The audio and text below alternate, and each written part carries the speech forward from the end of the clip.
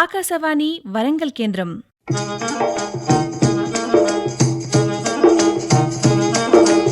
కిసాన్ వాణి రైతు సోదరుల కార్యక్రమం.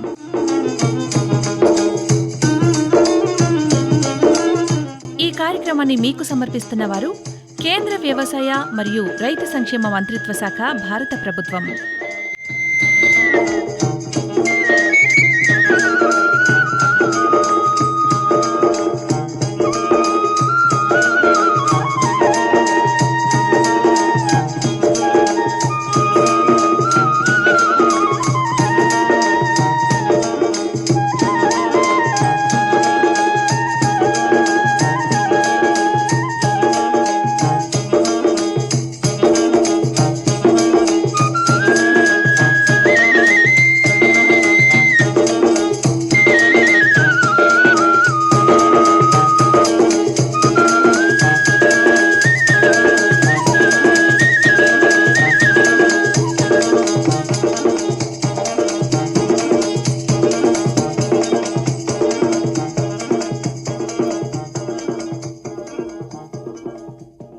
ఈనాటి కిసాన్ వాణి కార్యక్రమంలో వికసిత్ కృషి సంకల్ప్ అభియాన్ కార్యక్రమం గురించి మామనూర్ కృషి విజ్ఞాన కేంద్రం సేద్య విభాగ శాస్త్రవేత్త డాక్టర్ సిహెచ్ సౌమ్య గారితో పరిచయ కార్యక్రమం వింటారు. పరిచయకర్త మోటి చిరంజీవి. కార్యక్రమంలో ముందుగా ప్రకటనలు విందాం. प्रिय किसान बहनों और भाइयों, नमस्कार। 29 मई से 12 जून तक चलेगा विकसित कृषि संकल्प अभियान। ये एक ऐसा अभियान है जिसमें कृषि वैज्ञानिक चलकर खुद आपके पास आएंगे, आपके गांव आएंगे, आपसे बात करेंगे, आपकी खेती और बागवानी की जरूरतों को समझेंगे और आपकी जरूरत के हिसाब से आपको समाधान भी बताएंगे। आप उनसे पूछ सकते हैं कैसे आपकी फसल अच्छी हो, उत्पादन कैसे बढ़े, लागत कैसे घटे, कौन सी नई तकनीकी अपनाएं, कीटों और रोगों से कैसे अपनी फसल को बचाएं। लेकिन यह अभियान केवल जानकारी नहीं है, समाधान लेकर आया है।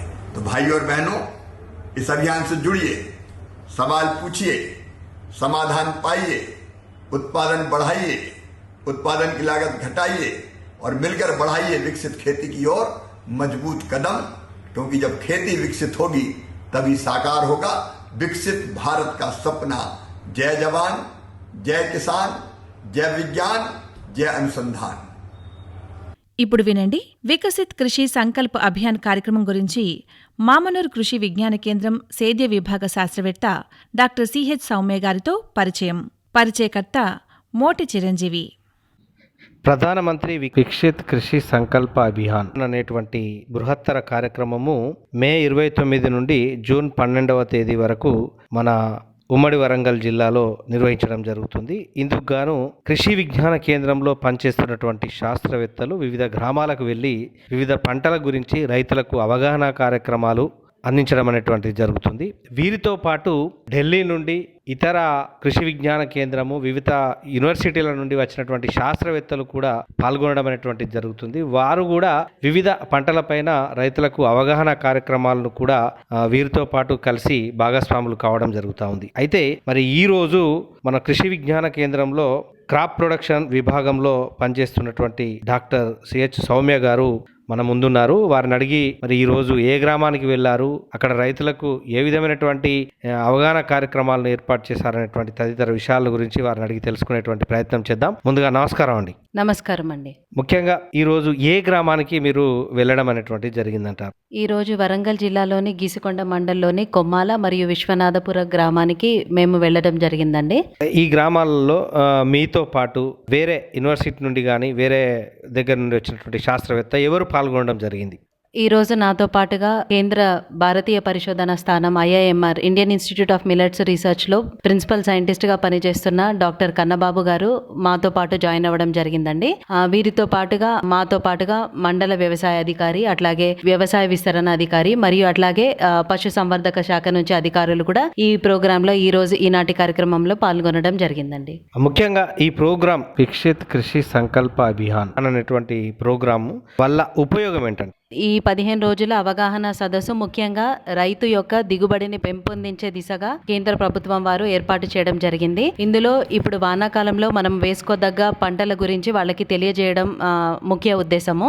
వీటితో పాటుగా దిగుబడితో పాటుగా మరియు ఈ దిగుబడి పెంపొందించడానికి ఈ వికసిత కృషి సంకల్ప అభియాన్ యొక్క ముఖ్య ఉద్దేశము రైతులకు వ్యవసాయంలో వచ్చే నూతన మార్పుల గురించి తెలియజేయడం కోసం ఈ కార్యక్రమాన్ని 15 రోజుల అవగాహన సదస్సులని ఏర్పాటు చేయడం జరిగిందండి. ఇందులో నూతనంగా వ్యవసాయంలో వచ్చిన నూతన విత్తన వంగడాల గురించి, అట్లాగే ఇరిగేషన్, తర్వాత ప్రెసిషన్ ఫార్మింగ్ ఇట్లాంటి వాటిపైన కూడా రైతులకు తెలియజేయడం జరుగుతూ ఉంది. సో ఇందులో ఏంటంటే ముఖ్యంగా డ్రిప్ ఇరిగేషన్, స్ప్రింక్లర్ ఇరిగేషన్ మొదలగు వాటితో ఎట్లాగో పంటలను పండించుకోవచ్చు, ఇటువంటి విధానాలతో పాటు నూతనంగా ఎరువులను ఎట్లా అందించవచ్చు, వీటితో పాటుగా కూడా మనకి ముఖ్యంగా వివిధ పంటలలో నూతన వంగడాల గురించి అట్లాగే వేసుకోదగ్గ టెక్నిక్స్ గురించి కూడా రైతులకి తెలియజేయడం జరుగుతూ ఉంది. ఇదే కాకుండా ఆర్టిఫిషియల్ ఇంటెలిజెన్స్ అంటే ఈ వ్యవసాయంలో కృత్రిమ మేధస్సు ఒక ఉపయోగాన్ని గురించి, డ్రోన్ల గురించి, సో వచ్చిన నూతన సాంకేతికతను కూడా వివరించడానికి రైతులకి తెలియజేయడానికి ఈ ప్రోగ్రాం ఉద్దేశించి చేయడం జరుగుతూ ఉందండి. మామూలుగా అగ్రికల్చర్ రీసెర్చ్ స్టేషన్స్ లో రీసెర్చ్ వాళ్ళు చేసే ఎక్స్పెరిమెంట్స్ లో వాళ్ళకు వచ్చే దిగుబడికి అట్లాగే రైతు పొలంలో చేసే దిగుబడికి వ్యత్యాసం కనిపిస్తా ఉంది. సో ఈ వ్యత్యాసాన్ని తగ్గించడానికి రైతు ఏ రకంగా ముందుకు వెళ్లాలనే దాని మీద ముఖ్య ఉద్దేశంతో ఈ ప్రోగ్రామ్ ని మేము చేపట్టడం జరుగుతూ ఉందండి. మరి ముఖ్యంగా ఇప్పుడు మీరు 2 గ్రామాలను కూడా ఈ రోజు ఫీల్డ్ విజిట్ కు వెళ్ళడం జరిగింది. అయితే రైతులకు ఏ పంటల మీద వారికి వివరించడం జరిగింది, వారికి అవగాహన కల్పించడం జరిగింది? ముఖ్యంగా వానాకాలంలో వేసుకోదగ్గ పంటలైన ప్రత్తి, మొక్కజొన్న అట్లాగే వరి గురించి వారికి రైతులకి తెలియజేయడం జరిగింది. అయితే ఈ వానాకాలంలో ఈ 3 పంటలు అనేటువంటి వేసుకోవడము, దాని మీద అవగాహన కల్పించడం జరిగింది. అయితే ఈ పత్తి పంట వేసుకునేటువంటి రైతులు మరి ఈ వానాకాలంలో ఎటువంటి జాగ్రత్తలు తీసుకోవాలి, ఎటువంటి జాగ్రత్తలు తీసుకుంటే అధిక దిగుబడి సాధించవచ్చు అనేటువంటి విషయాలను మీరు అక్కడ ఉన్నటువంటి రైతులకు ఏ విధంగా తెలిపారు? రైతులకి ముఖ్యంగా పత్తి వేసుకోవడానికి కొంతమంది పొడి దుక్కిలోనే పత్తి వేసుకోవడానికి ఇష్టపడతా ఉన్నారు, కొంతమంది వేసుకున్నారు. సో మేము రైతులకి ముఖ్యంగా దేని మీద అవగాహన కల్పించామంటే నేలలో తేమ 60% ఉన్నప్పుడు మాత్రమే, 60 mm రెయిన్ఫాల్ పడ్డప్పుడు మాత్రమే, అట్లాగే మొదటి 15-20 సెంటీమీటర్ల వరకు నేల దున్ని చూసినప్పుడు తేమ ఉన్నప్పుడు మాత్రమే రైతులకి పత్తి విత్తనాలు వేసుకోమని తెలియజేయడం జరిగిందండి. కొద్దిపాటి వానలు పడ్డప్పుడే తొందరపడి రైతు గనక విత్తనాన్ని విత్తుకున్నట్లయితే తదుపరి ఒకవేళ వాన పడకపోతే రైతు నష్టపోయే అవకాశం ఉంది. ఎందుకంటే అది గింజ మొలకెత్తి తర్వాత నీళ్లు అందక చనిపోయే అవకాశం ఉంది. కాబట్టి భూమిలో తగినంత తేమ ఉన్నప్పుడు మాత్రమే పత్తి రైతులు విత్తుకోవాలని వాళ్ళకి తెలియజేయడం జరిగింది. తద్వారా వాళ్ళకి మంచి ప్లాంట్ పాపులేషన్ మెయింటైన్ అయ్యి తద్వారా మంచి దిగుబడులు పొందుకోవచ్చని రైతులకి తెలియజేయడం జరిగిందండి. మరి ఈ పత్తి పంటే కాకుండా వరి పంట గురించి కూడా మీరు తెలపడం జరిగిందని అన్నారు. మరి ఈ వరి పంట గురించి ఏ విధంగా తెలిపారు? వరిలో ముఖ్యంగా వేసుకోదగ్గ రకాల గురించి చెప్పడం జరిగిందండి. ఒకవేళ ఎవరైనా మంచిగా నీటి వసతి ఉన్న రైతు అయితే దీర్ఘకాలిక రకాలు వేసుకోవడానికి అనుకూలమని, తర్వాత అట్లాగే దీర్ఘకాలిక రకాలు అంటే 140-145 రోజుల పంటకాలం ఉన్న రకాలు వేసుకోవడానికి జూన్ 20 లోపల మనకి నార్లు పోసుకోవడానికి టైం ఉందని రైతులకు తెలియజేయడం జరిగింది. వాటితో పాటుగా మన వరంగల్ ప్రాంతం ముఖ్యంగా మధ్యకాలిక మరియు స్వల్పకాలిక రకాలు వేసుకోవడానికి అనుకూలం కాబట్టి వీటిల్ని వేసుకోవడానికి మనకి ఇంకా సమయం ఉంది.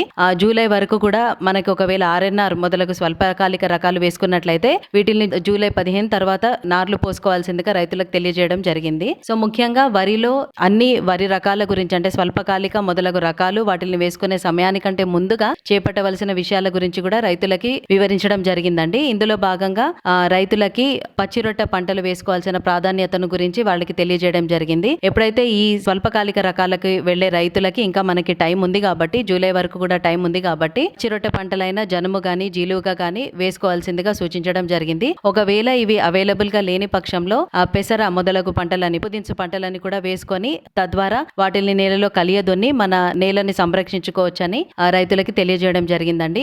RARS ప్రాంతీయ వ్యవసాయ పరిశోధన స్థానం వారు రూపొందించిన WGG42 యాదాద్రి అనే రకం, దాని పర్ఫార్మెన్స్ బాగుంటుందని రైతులకి తెలియజేయడం జరిగిందని. ఈ పచ్చిరొట్ట పంటలు కలియదున్నేటప్పుడు 50% పూత దశకు వచ్చిన తర్వాత ఒక బస్తా సింగిల్ సూపర్ ఫాస్ఫేట్ వేసుకొని చక్కగా నేలని కలియదున్నుకుంటే మనకి నేలలో కావాల్సిన బలం అందుతుందని రైతులకు తెలియజేయడం జరిగిందండి. వరి పంట అనేటువంటిది ఎక్కువగా పెడుతున్నారు.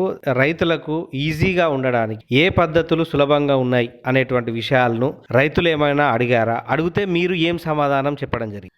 రైతులు వరి నాట్లకి ఖర్చు ఎక్కువ అవుతుందని తెలియజేశారు. సో వారికి నాటు పద్ధతి కాకుండా ఇతర పద్ధతులను కూడా ఇతర పద్ధతులతో కూడా మనం వరిని పెంచుకోవచ్చని, వరిని పండించుకోవచ్చని రైతులకి చెప్పడం జరిగింది. ఇందులో భాగంగా సీడ్ కమ్ ఫర్టిలైజర్ డ్రిల్ తోటి కూడా మనం పొడి దుక్కిలో వరిని పండించుకోవచ్చని చెప్పడం జరిగింది. ఇది కాకుండా దమ్ము చేసిన పొలంలో మనం వరిని పండించుకోవచ్చని రైతులకి, దమ్ము చేసిన పొలంలో నేరుగా వరి విత్తడం గానీ లేకపోతే డ్రమ్ సీడర్ తో విత్తుకోవడం గురించి రైతులకి వివరంగా తెలియజేయడం జరిగింది. ఇందులో కలుపు ఎక్కువ వస్తుందని వాళ్ళకి అనుమానంగా ఉంటుంది కాబట్టి దీనిలో ఏ కలుపు మందులు వాడితే తక్కువ కలుపు వస్తుందో అది కూడా రైతులకి తెలియజేయడం జరిగిందండి.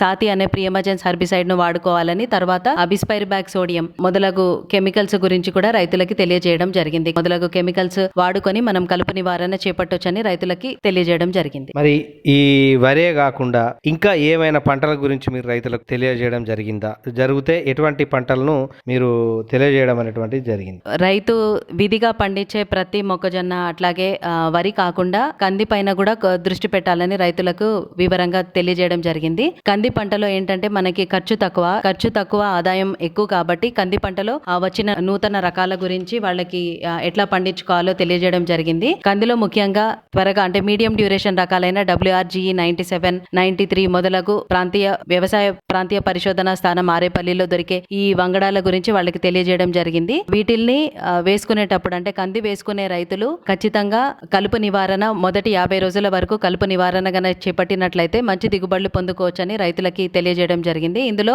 ప్రియమజెన్స్ హెర్బిసైడ్ అయిన పెండిమిథాలిన్ అంటే స్టాంప్ ఎక్స్ట్రా దొరుకుతుంది మార్కెట్ లో, దాని గురించి చెప్పడం జరిగింది. అట్లాగే కలుపు నివారణ ఒక పంట 30 రోజుల తర్వాత కూడా కలుపు నివారణ గురించి వాళ్ళకి తెలియజేయడం జరిగింది. వీటితో పాటుగా కంది పూత దశ కంటే ముందు మొగ్గ దశలో ఉన్నప్పుడు ఒకసారి ఎవరైతే నీటి వసతి ఇవ్వగలరో వాళ్ళు ఒకసారి ఒక నీటి తడి మొగ్గ దశలో ఉన్నప్పుడు ఇవ్వాల్సిందిగా, తద్వారా అధిక దిగుబడులు పొందుకోవచ్చని తెలియజేయడం జరిగింది. అట్లాగే దీనితో పాటుగా నిప్పింగ్ ప్రాక్టీస్ అంటే తలలు తుంచే పద్ధతి, ఎప్పుడైతే కంది పంట 40 రోజుల దశ ఉన్నప్పుడు తలలు తుంచాలని, తద్వారా ఎక్కువ కొమ్మలు వచ్చి తదుపరి మనకి ఎక్కువ పంటలు వచ్చే అవకాశం ఉంటుందని, ఎక్కువ దిగుబడి వచ్చే అవకాశం ఉంటుందని కూడా రైతులకి తెలియజేయడం జరిగింది. వీటితో పాటుగా నిండు పూత దశకి వచ్చే ముందు నిండు పూత దశ అప్పుడు మల్టీకేతో కానీ లేకపోతే యాక్యూస్ప్రెస్ పల్సెస్ అంటే NPKS దీనితో ఫోలియార్ స్ప్రే కనుక చేసుకున్నట్లయితే మనకి పూత నిల్చునే అవకాశము, పూత చక్కగా నిలబడి తర్వాత మంచి కాయలు పొందుకునే అవకాశం ఉంటుందని కూడా రైతులకు తెలియజేయడం జరిగింది. మరి ఇంతకుముందు మొక్కజొన్న అని కూడా అన్నారు. ఈ మొక్కజొన్నకు సంబంధించి మరి ఏ విషయాలను మీరు రైతులకు తెలియజేయడం అనేటువంటిది జరిగిందంటారు? మొక్కజొన్నలో రైతు తనకి నచ్చిన ఏ రకాలైన వేసుకోవచ్చని చెప్పడం జరిగిందండి. వీటితో పాటుగా మనకి సంకర రకాలైన DHM 206, DHM 117 మొదలగినవి కూడా మంచి దిగుబడిని ఇస్తాయని రైతులకి చెప్పడం జరిగింది. వీటితో పాటుగా ఇందులో ముఖ్యంగా కలుపు నివారణకి ఇప్పుడు ప్రీ ఎమర్జెన్సీ అట్రసిన్ తో పాటుగా పోస్ట్ ఎమర్జెన్సీ టెంబాట్రియాన్ అనేది కూడా మనకి అవైలబుల్ గా ఉందండి. ఈ టెంబాట్రియాన్ 115 ml ప్లస్ అట్రసిన్ ఒక 400 గ్రాములు ఎకరానికి సరిపోయేటట్టుగా పిచికారీ చేసుకుంటే మనకి బ్రాడ్ లీవ్డ్ వీడ్స్ అట్లాగే గ్రాసెస్ అంటే గడ్డి జాతి మరియు బ్రాడ్ లీవ్డ్ వీడ్స్ కంట్రోల్ అవుతాయని రైతులకు చెప్పడం జరిగింది. మరి ఈ వికసిత్ కృషి సంకల్ప అభియాన్ కార్యక్రమంలో 2 గ్రామాలలో ఎంతమంది రైతులు పాల్గొన్నారు? రైతులు ఎటువంటి విషయాలను మీకు అంటే మీ దృష్టికి తీసుకురావడం, అదేవిధంగా మీతో వచ్చినటువంటి శాస్త్రవేత్త గారి దృష్టికి తీసుకురావడం జరిగింది? రైతులు జనుముజీలుగా అవైలబిలిటీ కొద్దిగా లేటుగా వస్తుందని మాకు తెలియజేయడం జరిగింది. సో దీనికి వారికి ఏమని సలహా ఇచ్చామంటే జనుముజీలుగా వచ్చే వరకు వెయిట్ చేయకుండా పెసర మొదలగు రకాలు వేసుకోవచ్చని, తద్వారా కూడా నేల యొక్క ఆరోగ్యం పెంపొందుతుందని వాళ్ళకి చెప్పడం జరిగింది. అట్లాగే దీనితో పాటుగా యాసంగి వరిలో కూడా జింక్ డెఫిషియన్సీ కనిపిస్తా ఉందని రైతు చెప్పారు. దీనికి వారికి PSB ఫాస్ఫరస్ సాల్యుబిలైజింగ్ బ్యాక్టీరియా అనేది మనకి దొరుకుతుంది. దీన్ని మనం 1 లీటర్ ఫాస్ఫరస్ సాల్యుబిలైజింగ్ బ్యాక్టీరియాని ఒక 100 కిలోల బాగా చివికిన పశువుల ఎరువుతో కలుపుకొని దీన్ని మనం మన పొలమంతా తడిచేటట్లు, మన పొలమంతా వచ్చేటట్లు నాట్లు వేసే ఒక 20 రోజుల ముందు వేసుకోవాల్సిందే రైతులకు తెలియజేయడం జరిగింది. ఇది నేలలో అందని రూపంలో ఉన్న ఫాస్ఫరస్ ను అందే రూపంగా తయారు చేసి ఆ మొక్క అందించబడుతుంది. తద్వారా మనకి ఇప్పుడు యాసింగిలో మనకి ఈ జింక్ డెఫిషియన్సీ ఎప్పుడైతే మనకి ఈ ఫాస్ఫరస్ అనేది మన నేలలో అధికంగా కనిపించడం జరుగుతుంది. ఈ ఫాస్ఫరస్ అధికంగా ఉండడం వల్ల మనకి జింక్ డెఫిషియన్సీ అనేది కూడా ప్రస్ఫుటంగా కనిపిస్తా ఉంది. సో ఈ రకంగా విధంగా చేసుకున్నట్లయితే మనం వానాకాలంలో ఎప్పుడైతే ఫాస్ఫరస్ సాల్యుబలైజింగ్ బ్యాక్టీరియాని గనక అందించినట్లయితే ఇది మనకి తదుపరి మనకి యాసంగి పంటలో మనకి జింక్ డెఫిషియన్సీని కొద్ది వరకు నివారించుకోవచ్చు అని కూడా రైతులకి చెప్పడం జరిగింది. అంటే ముఖ్యంగా ఇప్పుడు దీంట్లో ఎంతమంది రైతులు పాల్గొన్నారు? 2 గ్రామాల నుంచి వెళ్ళి ఆ రైతులు ఎటువంటి రైతులు మనకు పాల్గొనడం జరిగింది? అందరు రైతులు వ్యవసాయం చేపట్టే రైతులే మనకి పాల్గొనడం జరిగింది. ఇందులో సుమారుగా 2 గ్రామాలలో ఒక 100 మంది రైతులు పాల్గొనడం జరిగింది. మాతో పాటుగా శాస్త్రవేత్తలు, మాతో పాటుగా మండల వ్యవసాయ అధికారి, అట్లాగే వ్యవసాయ విస్తరణ అధికారి కూడా ఈ కార్యక్రమంలో పాల్గొనడం జరిగింది. వారు వివిధ గవర్నమెంట్ చేపడుతున్న వివిధ పథకాల గురించి రైతులకి సవివరంగా తెలియజేశారు. పిఎం కిసాన్ గురించి, ఈనాం గురించి, అట్లాగే క్రాప్ ఇన్సూరెన్స్ అంటే రైతు బీమా, వీటిని పిఎం ఫసల్ బీమా యోజన మొదలగు వాటి గురించి వారికి తెలియజేయడం జరిగింది. ఇంకా డిపార్ట్మెంట్ నుంచి వచ్చేసి వివిధ స్కీమ్స్ గురించి కూడా రైతులకి మండల వ్యవసాయ అధికారి పిఎస్బి అవైలబిలిటీ ఉందని చెప్పారు. అట్లాగే జనుము విత్తనాలు కూడా అవైలబుల్ గా ఉన్నాయని మొదలగు వాటి మంచి విషయాలను గురించి రైతులకు తెలియజేశారు. అంటే ముఖ్యంగా ఈ రైతులకు ఇప్పుడు ఈ ప్రోగ్రామ్ అనేటువంటిది స్టార్ట్ అయింది. అయినప్పుడు ఈ రైతులకు వారికి సంబంధించినటువంటి భూసార పరీక్షలు కానీ ఇంకా ఏమైనా విషయాల పట్ల వారికి తెలియపరచడం జరిగిందా? జరిగితే ఏ విషయాల పట్ల మీరు తెలియపరచడం జరిగింది? రైతులకి ముఖ్యంగా నేల ఆరోగ్య పరిరక్షణ యొక్క ప్రాముఖ్యతను వివరిస్తూ ఇందులో భాగంగా మట్టి నమూనా పరీక్షలు చేయించుకోవాలని వాళ్ళకి చెప్పాము. నేల పరిరక్షణ ఎంతో ఇంపార్టెంట్ అని, తద్వారానే మనము మంచి దిగుబడులు పొందుకోవచ్చని వాళ్ళకి మట్టి నమూనా ఎట్లా సేకరించాలి వీటిని గురించి కూడా రైతులకి చెప్పాము. ఇందులో భాగంగా మన నేలలో నత్రజని, అట్లాగే ఫాస్ఫరస్, పొటాషియము వీటి రేంజెస్ ని బట్టి ఎప్పుడైతే మనం మట్టి నమూనా పరీక్ష ఆధారిత ఫలితాలను బట్టి మన నేలలో వాటి రిజల్ట్స్ ని బట్టి తద్వారా మనం మన పంటకు అందించాల్సిన ఎరువుల మోతాదును కూడా రైతులకి చెప్పామండి.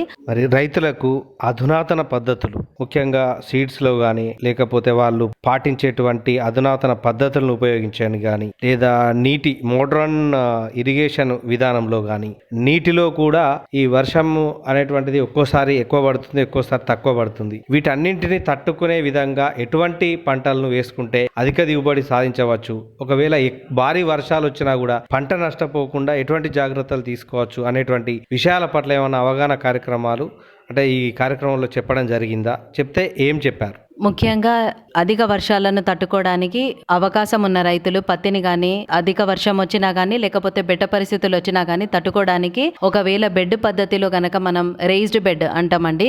ఈ రేజ్డ్ బెడ్ లో మనం పత్తిని కానీ ఇటువంటి పంటలను పండించుకున్నట్లయితే మనకు అధిక వర్షాలు వచ్చినప్పుడు మనకి మంచి డ్రైనేజ్ అంటే అధిక నీరు వెళ్ళిపోవడానికి ఉపయోగపడుతుందని, అట్లాగే బెట్ట పరిస్థితులు ఏర్పడినప్పుడు కూడా ఈ ఫరోలో ఏదైతే నీరుందో అది మొక్కకు అందుతుందని ఈ రేజ్డ్ బెడ్ సిస్టమ్ పైన దృష్టి పెట్టాలని రైతులకి తెలియజేయడం జరిగింది. అట్లాగే మొక్కజొన్న మొదలగు పంటలు ఎట్లయినా రైతులు బోదే సాళ్ల పద్ధతిలో వేస్తారు. సో ఖచ్చితంగా ఈ బోదే సాళ్ల పద్ధతిలోనే మనం పంటలను పండించుకోవాలని కూడా రైతులకి చెప్పడం జరిగింది. వీటితో పాటుగా అవకాశం ఉన్న రైతులు, డ్రిప్ ఇరిగేషన్ ఉన్న రైతులు ఖచ్చితంగా నీటిని కూడా మనం ఆదా చేసుకోవాల్సిన అవసరం ఉంది. కాబట్టి ఎవరికైతే డ్రిప్ ఇరిగేషన్ ఫెసిలిటీ ఉన్న రైతులు డ్రిప్ ఇరిగేషన్ తో పంటలను పండించుకోవాలని, ముఖ్యంగా మొక్కజొన్న మొదలగు పంటలని జంటసాళ్ల పద్ధతిలో డ్రిప్ ఇరిగేషన్ ద్వారా పండించుకొని ఎరువును కూడా అదే రకంగా అందించినట్లయితే మామూలు దిగుబడి కంటే ఎక్కువగా దిగుబడి పొందుకుంటారని కూడా రైతులకు తెలియజేశాం. మరి ఇంత పెద్ద కార్యక్రమాన్ని 15 రోజుల పాటు వికసిత్ కృషి సంకల్ప అభియాన్ కార్యక్రమాన్ని ఈ రోజు ప్రారంభించడం అనేటువంటి జరిగింది. ఈ రోజు కార్యక్రమంలో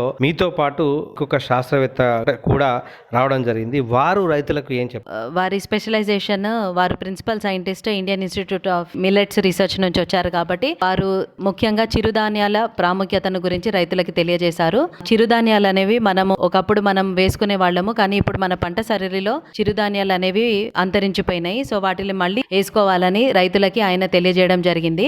ఇందులో ముఖ్యంగా వివిధ పంటలైన మన జొన్న, అట్లాగే జొన్నలో వచ్చిన నూతన వంగడాల గురించి, వాటి యొక్క పంట కాలం గురించి, తర్వాత దీని వల్ల అంటే వీటితో పాటుగా సజ్జ, రాగి మొదలగు మిగతావి వాళ్ళ దగ్గర ఏమేమైతే Indian Institute of Millets Research లో వాళ్ళు ఏర్పరిచిన నూతన వంగడాలను, వాటి యొక్క పంట కాలం, తర్వాత దిగుబడి మొదలగు వాటి గురించి రైతులకి ఆయన వివరించడం జరిగింది. మరి ఇది రైతు అవగాహన కార్యక్రమము ఏదో సభ లేదా సమావేశం కాకుండా రైతులకు ఏ విధంగా ఉపయోగపడుతుందంటారు? ఈరోజు కార్యక్రమము రైతులకు ఎంతవరకు మేలు జరిగే విధంగా ఉందంటారు? ఈనాటి కార్యక్రమం ద్వారా రైతులకి మన నేలను పరిరక్షించుకోవాలని వాళ్ళు తెలుసుకున్నారు. పెసరలో ఏమైనా కొత్త రకాలు ఉన్నాయా అని కూడా వాళ్ళు అడగడము, అట్లాగే వారికి సూచనగా WGG42 యాదాద్రి వేసుకోవాల్సిందిగా రైతులకి తెలియజేశాము. దీనితో పాటుగా చాలా మంది రైతులకు ఫాస్ఫరస్ సాల్యుబలైజింగ్ బ్యాక్టీరియా యొక్క ప్రాముఖ్యత, అది వేసుకోవాల్సిన ఆవశ్యకత గురించి రైతులు తెలుసుకున్నారు. చాలా మంది రైతుల పొలాలలో ఇన్హరెంట్ గా అంటే స్వతహాగా ఫాస్ఫరస్ అనేది అధికంగా మన నేలలలో ఉందని, అట్లాగే అది అందని రూపంలో ఉన్న దాని రూపంలో భాగంగా ఈ ఫాస్ఫరస్ సాల్యుబలైజింగ్ బ్యాక్టీరియా అనేది కేవలం ఒక 30 రూపాయలండి ప్యాకెట్. సో దీని ద్వారా మనం మన అందని రూపంలో ఉన్న ఫాస్ఫరస్ ని అందించే రూపంలో తీసుకోవచ్చని రైతులు తెలుసుకున్నారు. వీటితో పాటుగా వరిలో వేసుకోదగ్గ రకాల గురించి, అట్లాగే మొక్కజొన్నలో ఉన్న రకాల గురించి, తర్వాత విత్తన శుద్ధి యొక్క ప్రాముఖ్యతను గురించి, విత్తన శుద్ధి దేనితో చేసుకోవాలనే వాటి గురించి, అట్లాగే ఈ కలుపు నివారణలో వచ్చిన నూతన కెమికల్స్ గురించి, వీటిలన్నిటిని కూడా రైతులు తెలుసుకున్నారు. వీటితో పాటుగా ఈ గవర్నమెంట్ స్కీమ్స్, వివిధ గవర్నమెంట్ చేపడుతున్న వివిధ స్కీమ్స్, అట్లాగే ఇప్పుడు ప్రస్తుత పరిస్థితుల్లో వాళ్ళకి అందుబాటులో ఉన్న సబ్సిడీలో ఉన్న విత్తనాల గురించి, అట్లాగే ఏమైతే ఉన్నాయో వాటి గురించి కూడా రైతులు తెలుసుకున్నారు. మాతో పాటుగా వ్యవసాయ అనుబంధ రంగంలో భాగంగా VAS ఆయన కూడా వచ్చి లంపీ డిజీజ్, ఈ ఆవులలో అట్లాగే బర్రెలలో వచ్చే లంపీ స్కిన్ డిజీజ్ గురించి కూడా రైతులకు తెలియజేశారు. ఈ వికసిత్ కృషి సంకల్ప అభియాన్ అనేటువంటి కార్యక్రమము ఈ రోజు నుండి 15 రోజుల పాటు జరిగేటువంటి కార్యక్రమంలో చాలా చక్కటి విషయాలు మీరు రైతులకు తెలియపరిచినందుకు మీకు ప్రత్యేకంగా మా ఆకాశవాణి వరంగల్ కేంద్రం తరపున ధన్యవాదాలండి. ధన్యవాదాలండి. ఇంతవరకు శ్రోతలు కిసాన్ వాణి రైతు సోదరుల కార్యక్రమంలో వికసిత్ కృషి సంకల్ప్ అభియాన్ కార్యక్రమం గురించి మామనూర్ కృషి విజ్ఞాన కేంద్రం సేద్య విభాగ శాస్త్రవేత్త డాక్టర్ CH సౌమ్య గారితో పరిచయ కార్యక్రమం విన్నారు. పరిచయకర్త మోటి చిరంజీవి. కార్యక్రమంలో మరికొన్ని ప్రకటనలు విందాం.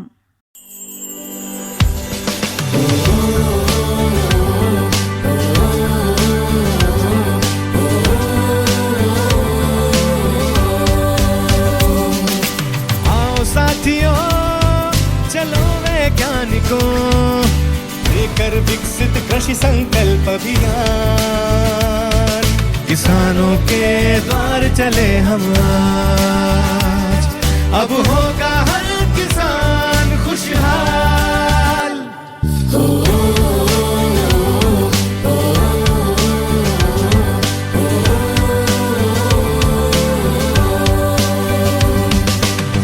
तकनीकें, नई योजनाएं, मिट्टी और फसल की हो पहचान, उन्नत बीज सही तरीका, अब ना पड़ेगी मौसम की मार, अब होगा हर किसान खुशहाल।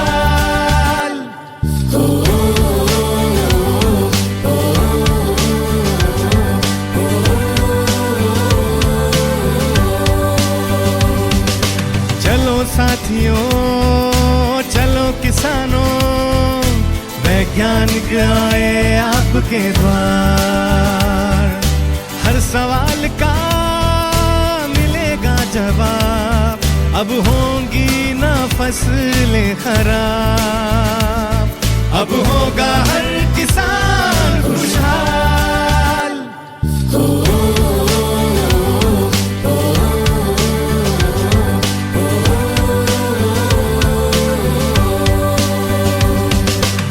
ICAR के विके और कृषि विभाग लाए है विकसित कृषि संकल्प अभियान, विकसित कृषि संकल्प अभियान, खेती को दे नई उड़ान, अब होगा हर किसान खुशहाल, अब होगा हर किसान खुशहाल।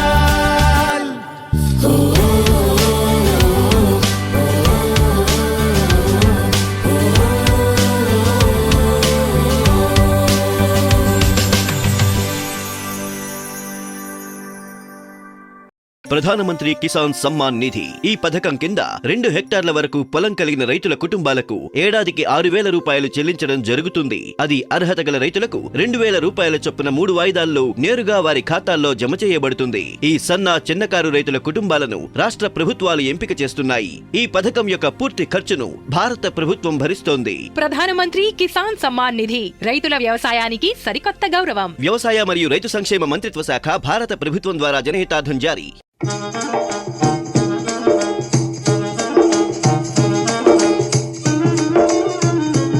ఇంతవరకు శ్రోతలు కిసాన్ వాణి రైతు సోదరుల కార్యక్రమంలో వికసిత్ కృషి సంకల్ప్ అభియాన్ కార్యక్రమం గురించి మామనూర్ కృషి విజ్ఞాన కేంద్రం సేద్య విభాగ శాస్త్రవేత్త డాక్టర్ సిహెచ్ సౌమ్య గారితో పరిచయ కార్యక్రమం విన్నారు. పరిచయకర్త మోట చిరంజీవి. ఇంతటితో ఈనాటి కిసాన్ వాణి రైతు సోదరుల కార్యక్రమం సమాప్తం. ఈ కార్యక్రమాన్ని మీకు సమర్పించిన వారు కేంద్ర వ్యవసాయ మరియు రైతు సంక్షేమ మంత్రిత్వ శాఖ, భారత ప్రభుత్వం. ఇంతటితో ఈనాటి కిసాన్ వాణి రైతు సోదరుల కార్యక్రమం సమాప్తం.